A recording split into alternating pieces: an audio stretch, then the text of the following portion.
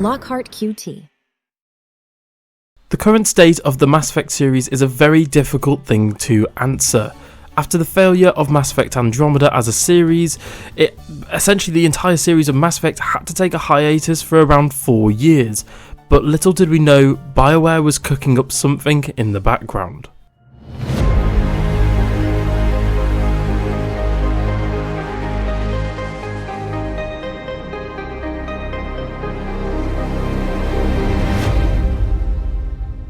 In the Game Awards of 2020, BioWare not only revealed the Legendary Edition, which was the remastered original trilogy games, which made every BioWare fan squeal with joy, but they also announced the next game in the Mass Effect series being titled Mass Effect Will Continue.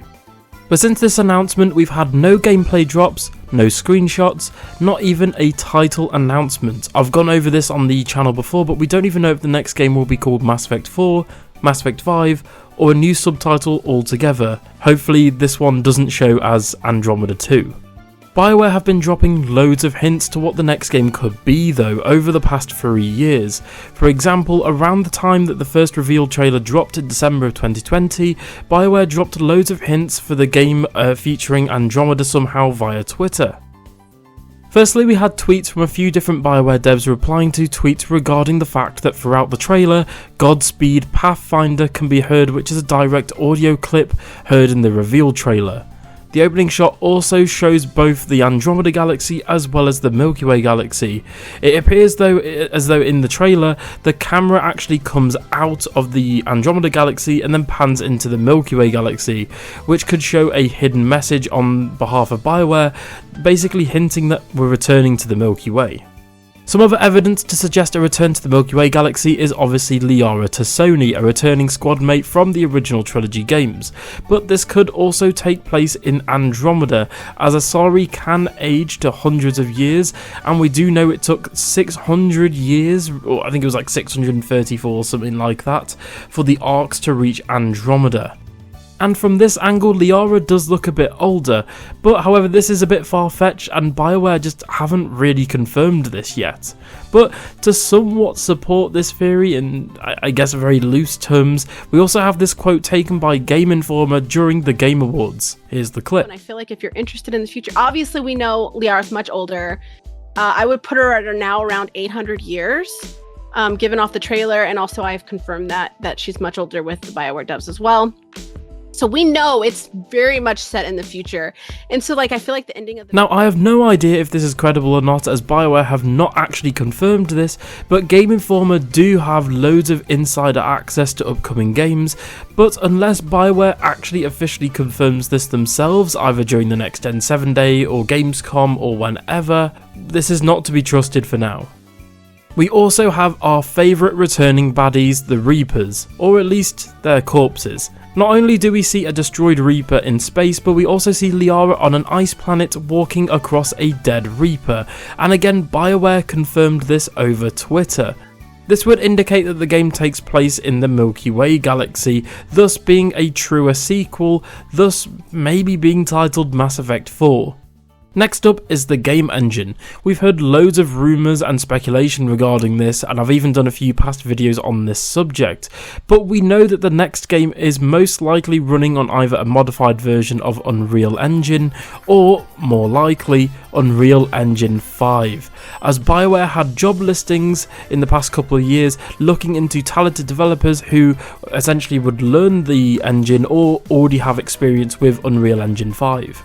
If Mass Effect 4 used Unreal Engine 5, this would be great not only as it's an easier engine to actually develop for, but it's actually a much easier engine than BioWare did with Andromeda, which was the Frostbite engine, because back then EA were basically forcing all their studios to uniformly work with Frostbite, which was used by the Battlefield devs at DICE. Unfortunately, this caused loads of issues for BioWare because they didn't really know how to use and work with Frostbite, and that is a really difficult engine overall. But if the next game does use Unreal Engine 5, not only will development actually go a lot more smoothly, but the game would also look amazing, utilising realistic lighting, face models and textures. Nextly, we have the concept art as well as images that were released as part of the different 3 and 7 days. Firstly, we have the different concept arts showing a sort of orange tinted unknown planet, which we speculated to be either Fessia or Ilium from the original trilogy.